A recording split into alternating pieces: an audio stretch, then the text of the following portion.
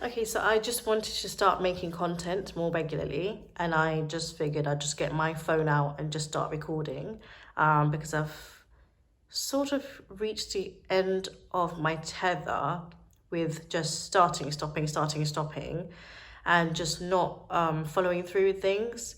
I have built another YouTube channel successfully to 20,000 subscribers, but I don't enjoy that niche. I don't enjoy making videos in that niche at all. If you know anything about cooking videos and recipes, it's just a whole different level of energy you have to bring to the table, because it's not just sitting down and talking, or it's not just doing your research and then figuring out what you want to say and scripting and talking. It's all of that plus getting your ingredients, plus making sure you get the right angles and shots, plus making sure the food is looking good.